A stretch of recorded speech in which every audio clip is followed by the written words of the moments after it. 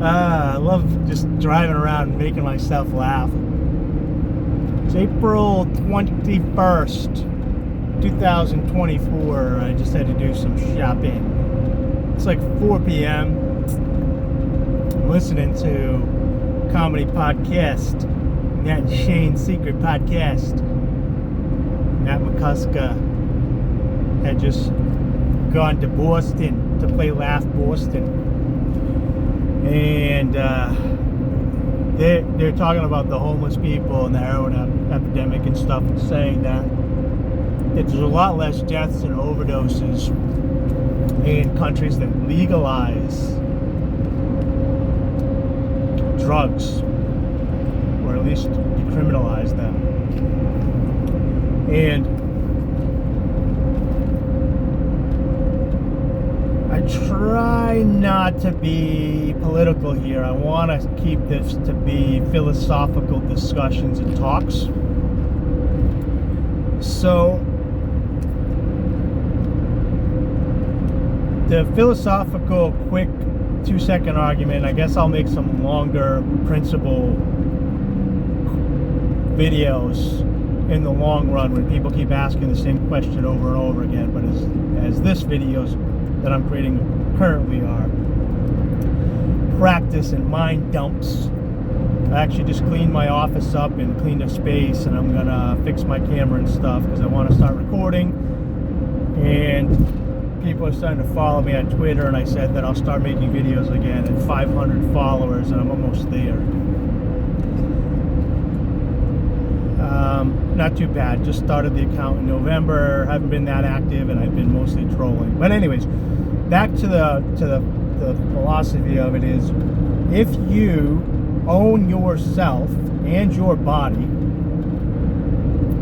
then the idea is you should be able to voluntarily put whatever you want into your body and do whatever you want with your body, even up to and being suicidal. That's the utopian philosophical argument. A lot of issues come into play once you put that into reality, because there's a lot of rules and laws that other people aren't allowed to then protect their body. Like in a free society, if there's a drug addict going crazy and they try to get in your car and you shoot him in the face, it's like, I defended myself. Drug dealer was on drugs. He's out of his mind. He got shot in the head. No big deal. People move on. Your dispute insurance resolution companies will probably take your side for the most part. But nowadays, with government intervention, there's a lot of people from the top all the way down that make a lot of money off these people. Cities are get to print money, and they get it handed over to them to deal with drug addicts. Government subsidized everything from pharmaceutical companies, hospitals, clinics, police force, all sorts of politicians.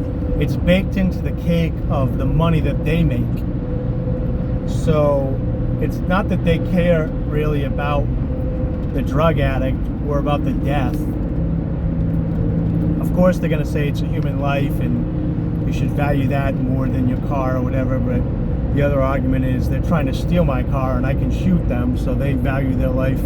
They value the car more than their life too. But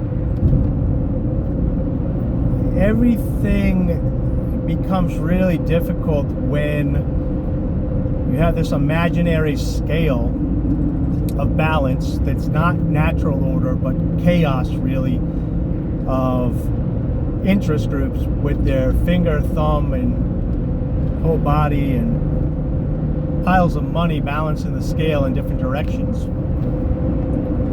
But right off the bat, you gotta just ask yourself, like, yes, there's always gonna be people that are sad that want to take drugs to make themselves feel better. And it becomes a chicken and egg scenario. When you look at society today, it's like, are people doing more drugs because society is getting worse, or is society getting worse because people are doing more drugs? I personally think that people are doing more drugs because society is getting worse.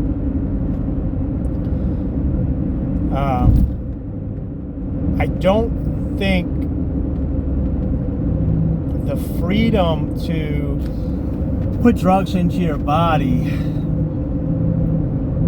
is going to create necessarily that many more drug addicts.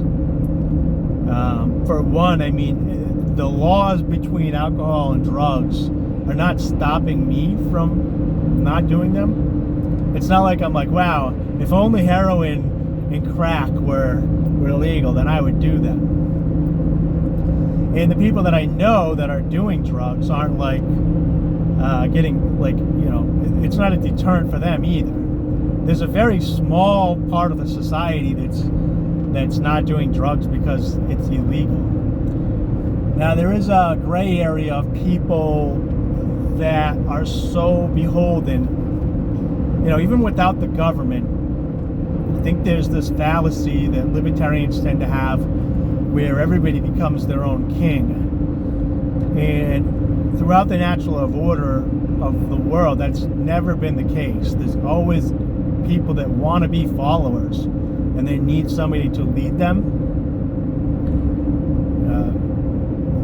I don't really want to go into Judaism or Islam, but we'll do Christianity. But Christianity does talk about having sheep and shepherds. And the term sheep has become a derogatory term for those that follow, but the Bible talks about it as a positive situation where the shepherd takes on a flock in a way that they steward those individuals that need help in a voluntary way. And if they stray from the path, you can come back and ask for forgiveness through repentance. But the idea of that has to be voluntary and natural within the order. Sometimes that becomes malevolent as there's corruption with the idea of man, meaning the people that interpret that natural order of things then interpret the way that the repentance has to be done. And it's got to be very organic. So just imagine that you get in an argument with somebody. You just can't just say, I'm sorry, and that it's done. You have to repent. That's the first path. And then you got to make amends with them to the extent that they feel or can even feel forgiveness for you or towards you. And if you just give up and this person's being too stubborn, that could be the case, because they could be being malevolent where they're never going to forgive you and they're being petty. Or it could be something so heinous that you did to them that there is no correction for them. So like if you smash their car and you pay for their car and then give them interest and give them a ride and everything and go beyond, they should be thankful, not hold that against you. But you to murder their children or their spouse or something, you know, you can't really replace what you've taken from them. So there would be different degrees. So within the societal structure, this works similar, meaning if you were ostracized from a group, you would have to make amends to the group and individuals to an extent that they forgave you. And some may never forgive you and some would, but if you got a consensus of the individuals or enough of the individuals to forgive you based on your current actions, and that could take, you know, depending on the grievances, you know, a short amount of time for some people, a long amount of time. It would all be depending, but it would be organic. And I think this kind of like gets forgotten over the years, because now you go to a judge and then it's one person that judges you instead of the idea of like a God judging you. And when they say God judging you, it's more of saying like, well, the time's going to be the time. So picture a society without a centralized, coerced prison system that was paid for via taxation and force and guns and printing money, and people are forced in there for following arbitrary rules that individuals, and many of the individuals in your community, might not even agree with. Think about people that are still in jail for marijuana in states that have legalized marijuana. The consensus of those areas say that this isn't a crime, and yet people are spending precious days of their life, this fleeting life that we have, behind bars. And if it was organic and that person was caught smoking weed in the community and nothing happened to anybody, was victimless, people wouldn't care. People wouldn't, they would still sell them water, they would still sell them electricity, they would still get into agreement with them to paint their house. If you got caught smoking weed, like at a kid's birthday party and people were upset or whatever, maybe those people never had you over again, and then you apologize, and then, a couple summers later, you're back at the cookout or something. It's very organic. We do it all the time. Like if you were smoking in somebody's car when they asked you not to, and then you promised that you weren't going to do it the next time you didn't smoke, then it's over. When you start putting these arbitrary times on things, it's like a lot of times the actual community doesn't agree with it. It's not organic. And that organic collective mindset of individuals that are educated, or at least led by individuals with morality that help them, or collectives with morality that work together, would determine when things were better, and you wouldn't even need to say it. Whereas like a judge is like 366 days, and then on that 67th day you're forgiven. It's like, am I forgiven? What, like, why am I forgiven? How did I end up getting forgiven? What did people think about how that started, when it ended? It's just an arbitrary number by one man or woman based on a reading of a law that you didn't really even have a say in. Kind of getting off topic, but if you rewind and just think about the drug aspect of it, the amount of people that benefit from punishing people for what those people do to their own bodies is really what you're up against. The war on drugs is not a war on drugs. It's a war on individuals, and it's a group of individuals that have financial gain using the collective force of the government with force to throw individuals in cages in order to protect their financial well-being. And it's not just like pharmaceutical companies, like, hey man, weed cures cancer, and the cancer people that sell chemo don't. That's a bad weed head. Let me do a better weed head. Hey dude, check it. Sorry, I can't do a weed head. It's been too long since I've hung out with a pothead. Kind of did like a bad Brando there. But it's not just that. It's everything. It's law enforcement. Like if they weren't enforcing all the drug things, think about like the ATF. If we really had a Second Amendment, and we really had freedom to do with your body as you felt, in true liberty, the ATF would disappear. There's a joke, a libertarian meme or a joke, like in a free society, in the ATF, the Alcohol, Tobacco, and Firearm, wouldn't be a government organization, but a department store. And that is really what it could and should be. If individuals want to go in there and do that, then other individuals could voluntarily do that. And when they say, well, I don't want guns in my community, it's like, either one, yes, you do. You want people with guns to enforce other people not to have guns. So you just want a monopoly on a group of people that you imaginarily trust to have guns, the government, who, by historical thing, there's a word called democide that you very rarely hear, which is when government kills their own citizens. So they like to throw around the word genocide, but World War II wasn't a genocide, it was a democide. Most of the great tragedies of the world were democides, were governments killing their people, either directly or indirectly by causing bottlenecks where they couldn't get food and resources and stuff because the tyrants and warlords at the top wanted it all for themselves.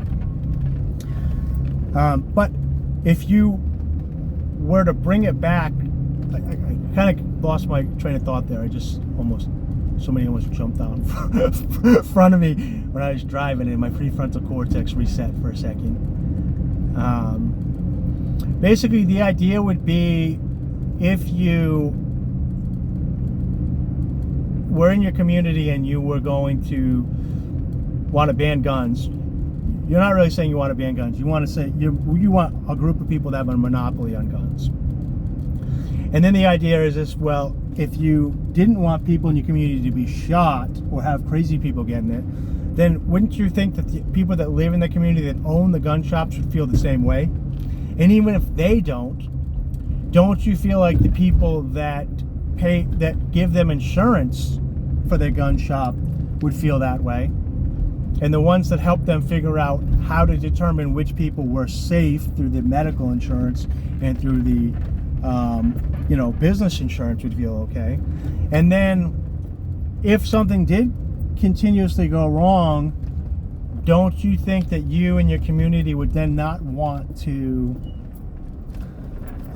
buy insurance from those companies that were making these mistakes, and they would go out of business? Or if we see kangaroo courts all the time, or if an individual accidentally sold to somebody that killed people, like, what if they got thrown on the street because their landlord was getting attacked and they didn't want it, or the water source was getting cut off and they couldn't get clean water anymore? There's all sorts of things that could be ostracized from them. So the stakes would actually be much higher in a situation where society had to forgive you, instead of arbitrary rules set by a governing body that is based on sometimes nepotism, sometimes money, sometimes better lawyers. Then the people that say, one of the misconceptions, or I think one of the misconceptions with some libertarians, when they say, anybody should be able to get a gun at any time, even from a vending machine. I could see a situation where there was a vending machine selling firearms, and it would be behind bulletproof glass. You'd have to put your credentials in. Maybe the insurance company was already with the vending machine and you're insured, and you'd have to swipe your insurance card to get the gun as well.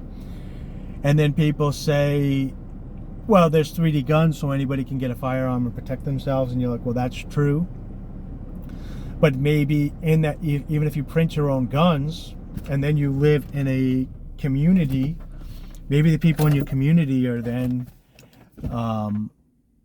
that like sell you water and stuff, if you misuse those guns, will stop selling you water. Or maybe if you live in an apartment complex and they find out that you have printed guns but you're not mentally stable and they're uninsured, then they say, okay, you can either get rid of the firearms or you can stay here, but you can't do both. And the natural order of things would kind of put guns in and out of people's reach.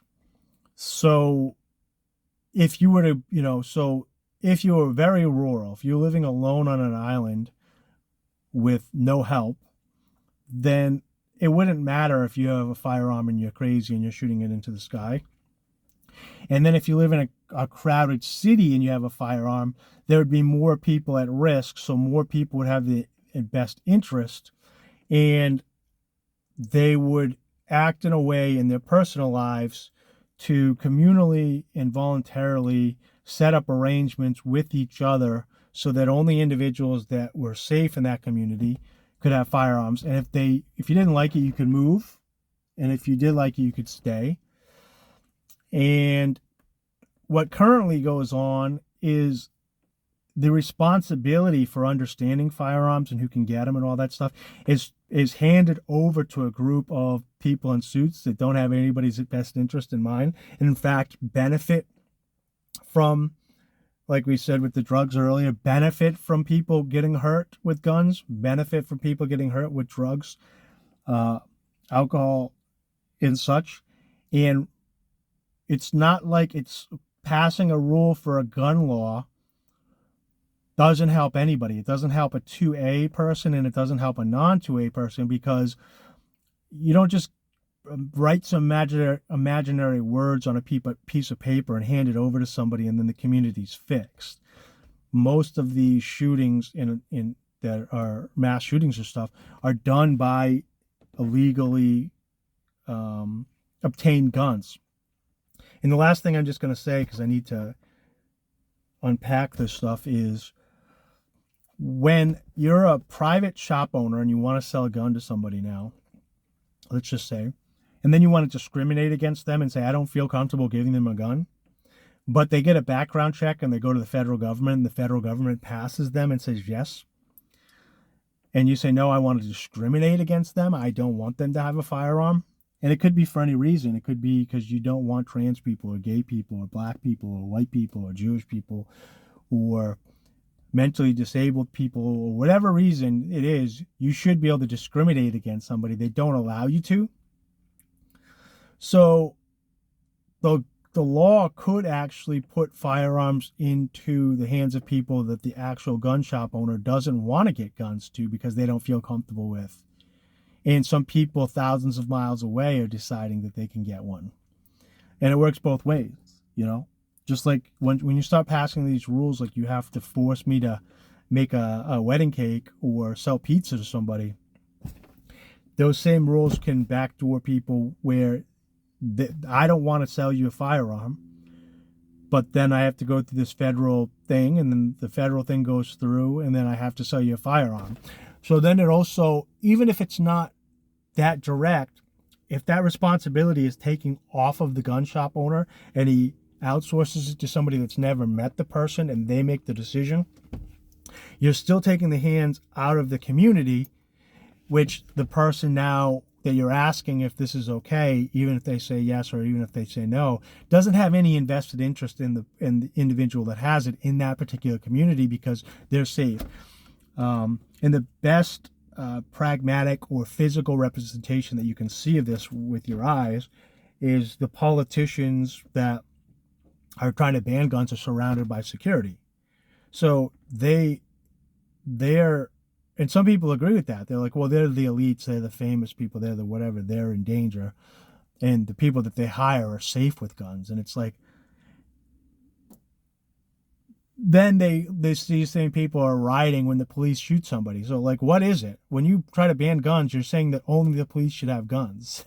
and it's so paradoxical. It's so contradictory on both sides, because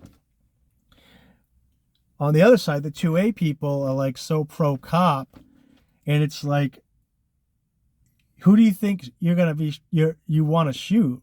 Like, it's the cops and the military that are going to show up to take your guns that you're going to have to fight if it comes down to it. So it's really strange when you think about it like that. The mental gymnastics that both sides have done to dig themselves in that aren't principled or held in any logical sequence to become a valid concept. It's all sides and dug-in biases and everything. So anyways, all right, 24 minutes video. Take care.